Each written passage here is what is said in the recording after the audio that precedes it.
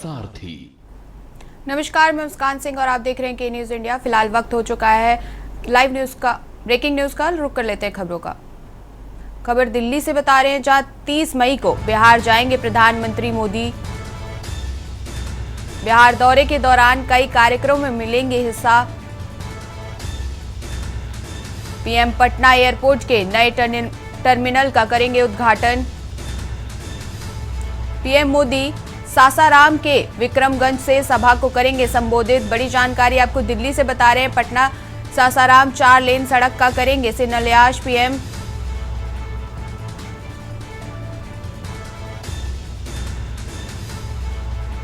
कई योजनाओं का उद्घाटन और शिलान्यास भी करेंगे पीएम।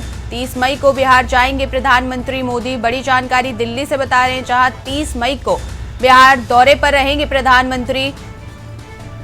पीएम बिहार में कई योजनाओं का करेंगे उद्घाटन और शिलान्यास। बिहार दौरे के दौरान कई कार्यक्रमों में लेंगे हिस्सा पीएम।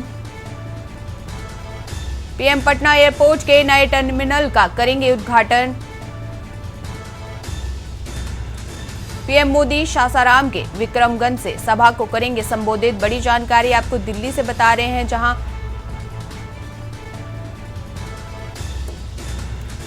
ज्यादा जानकारी के लिए हमारे साथ हमारे विशेष संवाददाता अखिलेश सिंह जुड़ चुके हैं। अखिलेश जी, 30 मई को बिहार दौरे पर रहेंगे प्रधानमंत्री। क्या क्या कार्यक्रमों में हिस्सा लेंगे, क्या ज्यादा जानकारी है? ऑपरेशन सिंदूर की सफलता के बाद प्रधानमंत्री का पहला दौरा बिहार होने जा रहा है और 30 मई को होने वाले प्रधानमंत्री के दौरे को आगामी बिहार चुनाव से जुड़े भी देखा जा सकता है, क्योंकि प्रधानमंत्री जब 30 मई को बिहार के दौरे पर होंगे तो करोड़ों की नहीं अरबों की सौगात देते बिहार वासियों को नजर आएंगे। और जिन सौगात, चाहे वो शिलान्यास को हो, उद्घाटन को हो, या फिर कई ऐसे ऐलान हो जिनको आम लोग और आम तरीके से विकास से बिहार से जरूर जोड़ा जाएगा, लेकिन इस प्रधानमंत्री के सौगातों को बिहार चुनाव से भी जोड़ा जाएगा, क्योंकि कुछ ही महीनों में बिहार का विधानसभा चुनाव होना है। इसलिए इस दौरे को बेहद अहम, और जो सौगात, शिलान्यास, उद्घाटन प्रधानमंत्री के द्वारा किए जाएंगे उनको भी बेहद अहम माना जा सकता है। और एक सबसे बड़ी बात है कि जब प्रधानमंत्री 30 मई को जाएंगे तो इस सरसा में, सासाराम में, बिहार के सासाराम में एक बहुत बड़ी भारतीय जनता पार्टी की तरफ से इस रैली को रखा गया है। इस रैली में औरंगाबाद, भोजपुर, बक्सर समेत आसपास के करीब आधा दर्जन जिलों के लोगों को लाखों की संख्या में इस जनसभा में बुलाया जा रहा है, तैयारी की जा रही है, ताकि भारतीय जनता पार्टी की इस विशाल जनसभा को भीड़ की संख्या के आंकड़ों के लिहाज से इतना बड़ा कर दिया जाए कि विपक्षियों को भी समझ में आए कि भारतीय जनता पार्टी के समर्थन में कितनी जनता आ रही। अगर देखा जाए तो बिहार को सौगात के रूप में क्या मिलने वाला है, पटना एयरपोर्ट पर एक उसका विंग बनी है, उसका उद्घाटन प्रधानमंत्री के द्वारा किया जाना है।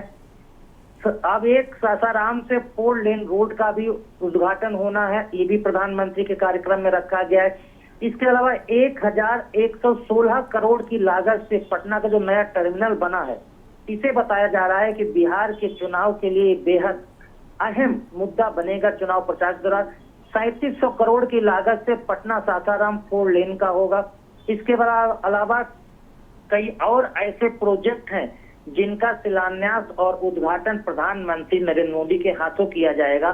तो इस लिहाज से देख सकते हैं कि प्रधानमंत्री अब 30 मई को जब बिहार के दौरे पर होंगे तो बिहार के अंदर अभी से भारतीय जनता पार्टी तैयारी में लगी है, ताकि 30 मई को सासाराम में होने वाली भारतीय जनता पार्टी की विशाल जनसभा को बेहद सफल बनाया जा सके। धन्यवाद जी अखिलेश, बहुत बहुत धन्यवाद आपका ज्यादा जानकारी के लिए। दिल्ली से खबर बता रहे हैं, जहां बिहार दौरे में रहेंगे पीएम मोदी।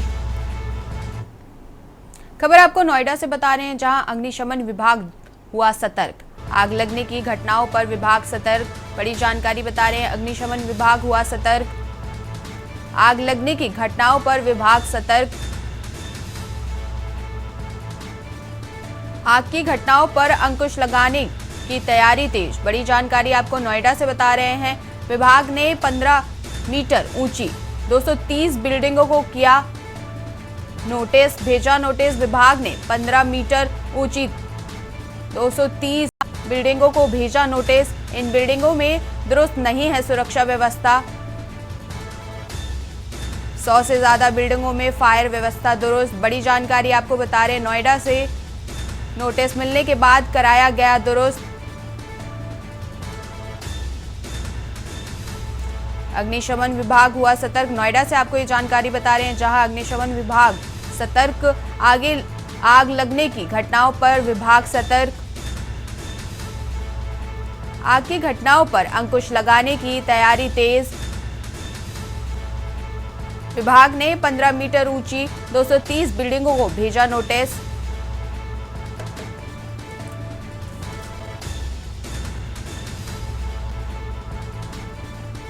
ज्यादा जानकारी के लिए हमारे साथ हमारे संवाददाता अशोक द्विवेदी जुड़ चुके हैं।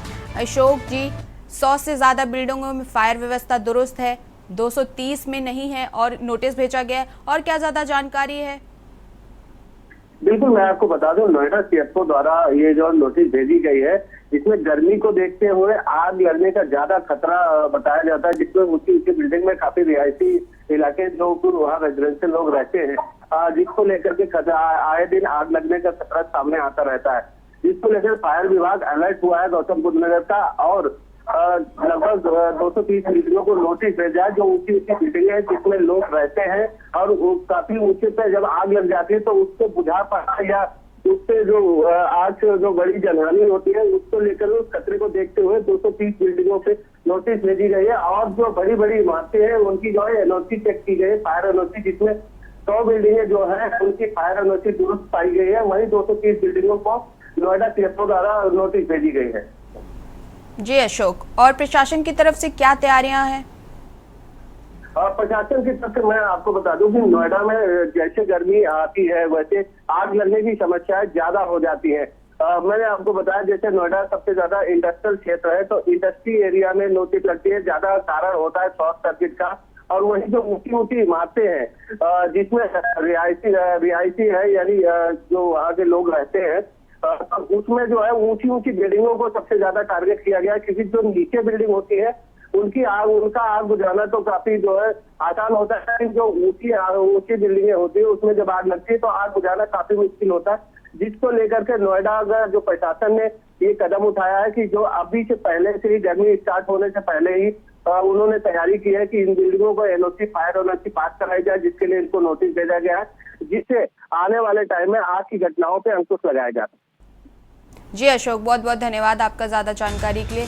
बड़ी खबर आपको नोएडा से बता रहे हैं, आग की घटना लगाने की तैयारी तेज। देखिए, कमिश्नर गौतम बुद्ध नगर महोदया के आदेश के क्रम में हम लोगों ने एक हाई राइज सोसाइटीज का अभियान चलाया था। आपको भी याद होगा कि वो अभियान लगभग 2 से ढाई महीने चला था। हमें काफी दिक्कतों का सामना करना पड़ा था, बीच में आग भी लग रही थी, और उस अभियान को हमने सफल जो है आयोजन कराया था। उस अभियान में हम लोगों ने देखा कि बहुत सारी बिल्डिंगों में कमी पाई गई थी, जैसे हाई राइज सोसाइटीज हैं। हमने एक्स्ट्रा में कमर्शियल बिल्डिंग्स का भी अभियान चलाया था, पर ज़्यादा जो है जहाँ एओ है, चाहे एनसीएलटी में बिल्डिंग है, चाहे बिल्डर ने हैंडओवर नहीं किया है, उन बिल्डिंगों में हमें कमी पाई थी। ऐसे 230, जिसमें कि कुछ सोसाइटीज भी हैं, ऐसे हमने भवनों को हमने नोटिस दिया था।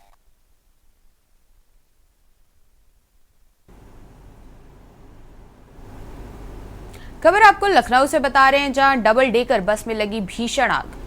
बड़ी जानकारी आपको लखनऊ से बता रहे हैं, जहां डबल डेकर बस में लगी भीषण आग। किसान पथ पर बस में लगी भीषण आग। 2 बच्चे 2 महिलाओं समेत 5 लोगों की जिंदा जलकर मौत। हादसे के वक्त सभी बस में सो रहे थे। हादसे के वक्त सभी यात्री बस में सो रहे थे। बड़ी जानकारी आपको बता रहे हैं, बिहार से दिल्ली जा रही थी प्राइवेट बस। लखनऊ से आपको ये जानकारी बता रहे हैं। धुआं भरने के बाद बस में लगी भीषण आग। ड्राइवर और कंडक्टर बस से कूदकर भागे और फरार। बड़ी जानकारी बता रहे हैं, दमकल की गाड़ियां और पीएसआई पुलिस मौके पर पहुंची।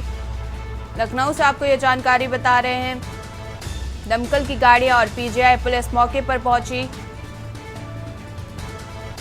मृतकों के शव को बस से निकलवाने में जुटी पुलिस। बड़ी जानकारी लखनऊ से बता रहे हैं, जहां डबल डेकर बस में लगी भीषण आग।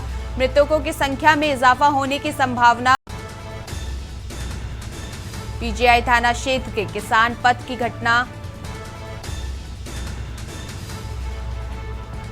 लखनऊ से जानकारी बता रहे हैं, जहां डबल डेकर बस में लगी भीषण आग, 2 बच्चों 2 महिलाओं समेत 5 की मौत। किसान पथ पर बस में लगी भीषण आग,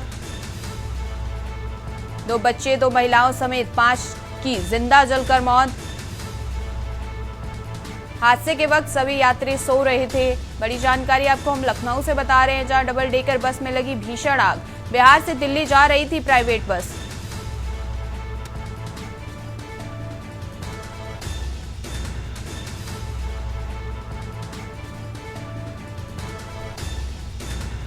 ड्राइवर और कंडक्टर बस से कूदकर भागे। दमकल की गाड़ियां और पीजीआई पुलिस मौके पर पहुंची।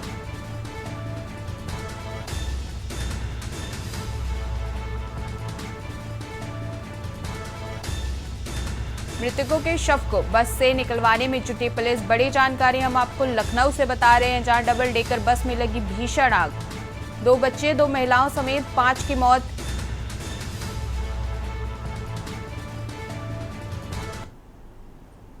खबर आपको रायबरेली से बता रहे हैं, जहां रायबरेली में दर्दनाक सड़क हादसा। रायबरेली में दर्दनाक सड़क हादसा, 2 बाइकों की आमने सामने जोरदार टक्कर।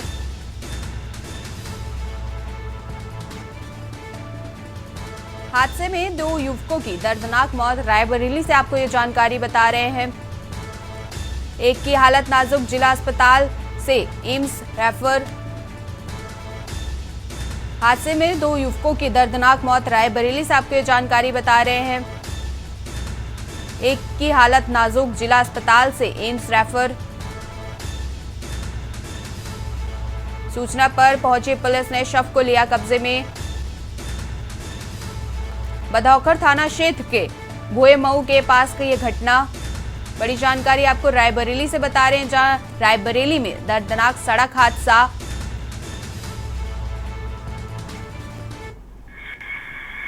बधौखर के पास 2 बाइकों को आपस में टक्कर हुआ था, जिसमें 3 लोग घायल हुए थे। बाकी पुलिस लेकर आई थी, तो इसमें तीनों को एग्जामिन करने पर 2 तो ऑन ब्रॉड डेड एक्सपायर हो गए, जिसकी बॉडी मैंने पोस्टमार्टम के लिए मर्चुरी में रखवा दिया गया। एक काफ़ी सीरियस था, उसको एडमिट कर दिया। एडमिट करने पर ट्रीटमेंट चल रहा था, ड्यूरिंग उसको रेफर करा दिया गया एम्स के लिए। काफ़ी सीरियस था। ज्यादा जानकारी के लिए हमारे साथ केशवानंद शुक्ला जुड़ चुके हैं। केशवा, एक की हालत नाजुक बताई जा रही है, क्या अपडेट है अभी? बिल्कुल, देखिए पूरा मामला रायबरेली जिले के बधौखर थाना क्षेत्र के भोएमऊ की घटना है, जहां पे 2 बाइकों में जोरदार भिड़ंत हुई, जिसमें 3 लोग सवार थे और जो है 2 युवकों की मौके पर ही मौत हो गई है। वहीं एक युवक की गंभीर हालत में जो है रायबरेली के जिला अस्पताल से रायबरेली एम्स के लिए रेफर कर दिया गया है। बताया जा रहा है कि तेज रफ्तार होने के कारण 2 बाइकों में आपस में भिड़ंत हुई, जिसमें 3 लोग सवार थे, जिसमें 2 की मौके पर ही मौत हुई है। फिलहाल मौके पर पहुंची पुलिस ने दोनों मृतकों के शव को कब्जे में लेकर के पोस्टमार्टम के लिए भेज दिया। पूरे मामले की जांच पड़ताल में पुलिस जुट गई है। जी केशवा, बहुत बहुत धन्यवाद आपका ज्यादा जानकारी के लिए। रायबरेली से आपको जानकारी बता रहे हैं।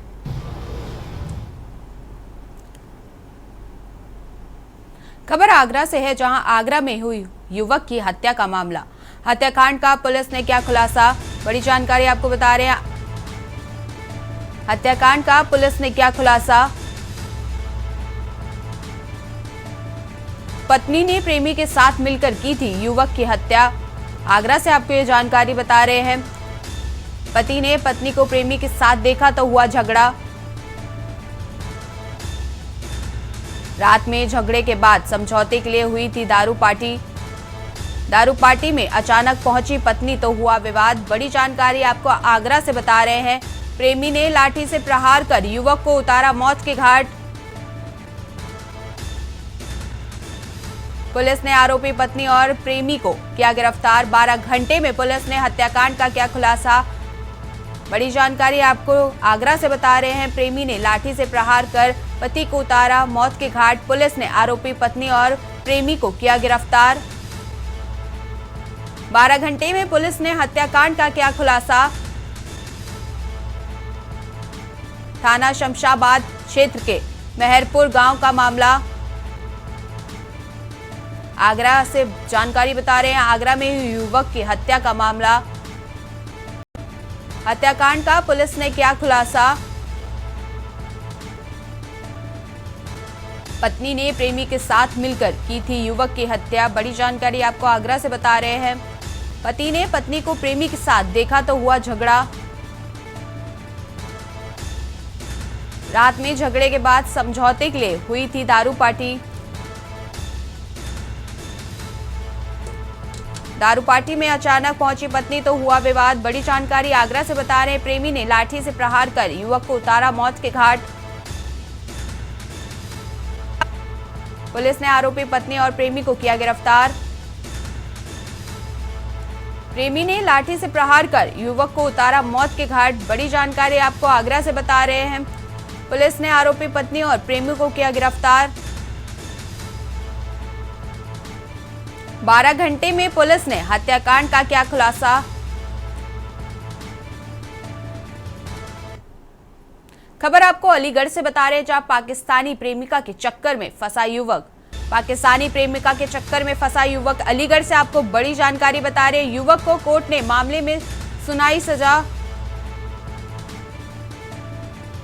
1 साल की सजा और 5,000 जुर्माना की सुनाई गई सजा।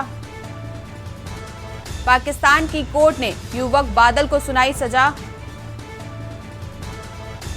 हिंदुस्तानी बादल को पाक प्रेमिका के कारण मिली सजा। बड़ी जानकारी आपको बता रहे हैं। 27 दिसंबर को पाकिस्तान में पकड़ा गया था बादल। 30 अप्रैल को सुनाई गई सजा। परिजनों को हुई जानकारी। बड़ी जानकारी आपको अलीगढ़ से बता रहे हैं। बरला थाना क्षेत्र के खिटकारी गांव का रहने वाला है बादल। अलीगढ़ से आपको जानकारी बता रहे हैं, जहां पाकिस्तानी प्रेमिका के चक्कर में फंसा युवक। युवक को कोर्ट ने मामले में सुनाई सजा। 1 साल की सजा और 5,000 जुर्माने की सुनाई गई सजा। बड़ी जानकारी आपको अलीगढ़ से बता रहे हैं। पाकिस्तान की कोर्ट ने युवक बादल को सुनाई सजा।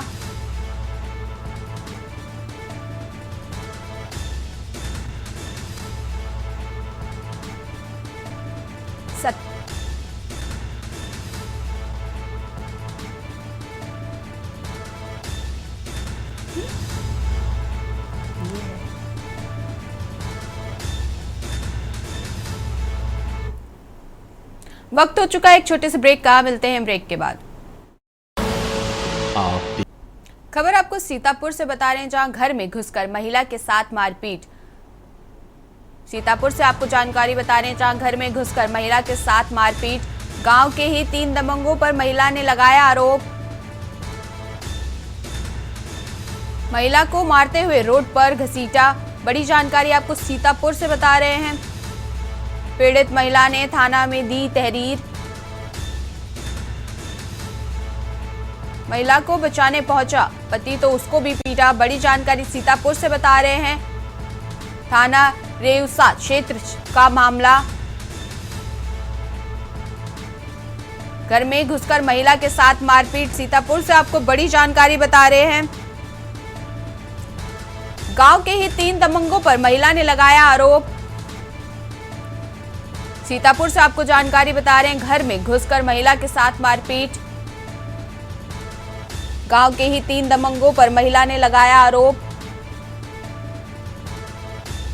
महिला को मारते हुए रोड पर घसीटा। पीड़ित महिला ने थाने में दी तहरीर। महिला को बचाने पहुंचा पति तो उसको भी पीटा। थाना रेउसा क्षेत्र का है मामला। बड़ी जानकारी आपको सीतापुर से बता रहे हैं।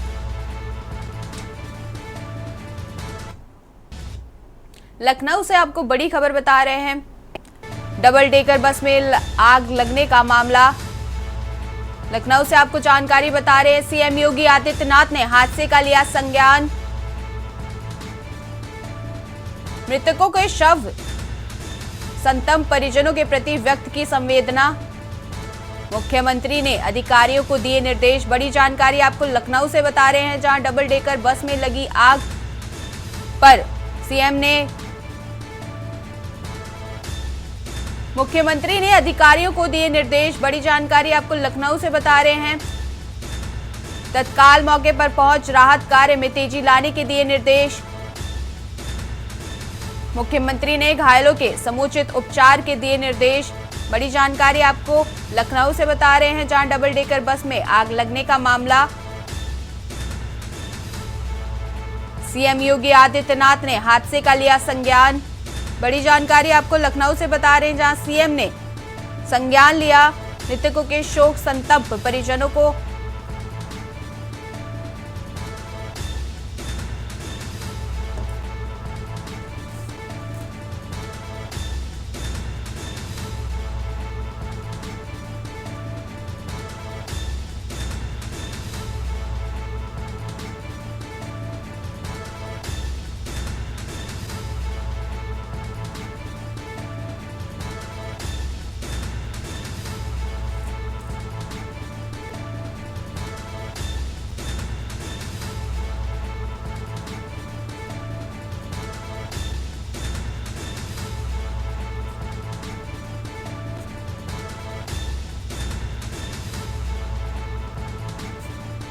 ज्यादा जानकारी के लिए हमारे साथ हमारे संवाददाता शिवा शर्मा जुड़ चुके हैं। शिवा, सीएम ने हादसे का संज्ञान लिया है, उपचार और निर्देश दिए उपचार के, और क्या निर्देश दिए सीएम ने?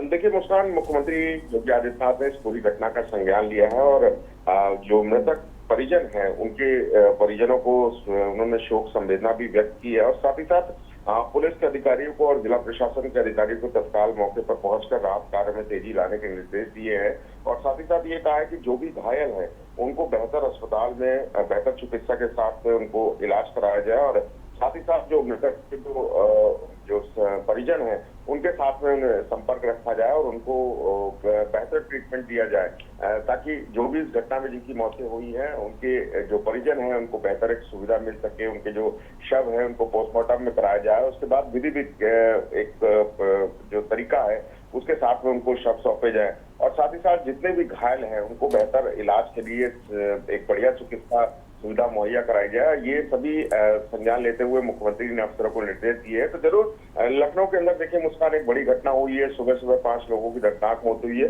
और जो मृतक थे अब उनकी फिलहाल शिनाख्त हो चुकी है, जिसमें देवराज है जो 3.5 साल का बच्चा है और उसकी सगी बहन जो साक्षी है जो 2 साल की है।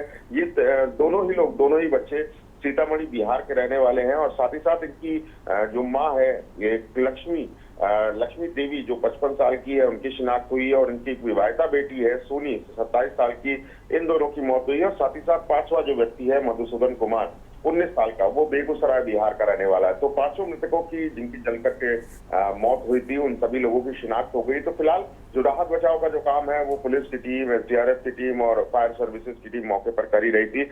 आग को पूरी तरीके से उस बस में काबू पा लिया गया है। तो फिलहाल जो किसान पथ का नेशनल हाईवे का जो रास्ता है उसको फिलहाल साफ कराने का काम किया जा रहा है। जो क्रेन की मदद है उससे गाड़ी को किनारे करके उस ट्रैफिक व्यवस्था को सुचारू रूप से चलाने का काम किया जा रहा है। जी शिवा, बहुत बहुत धन्यवाद आपका ज्यादा जानकारी के लिए।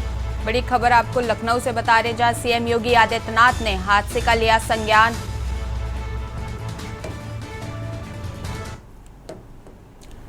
ब्रेकिंग न्यूज में बस इतना ही। देखते रहिए के न्यूज इंडिया।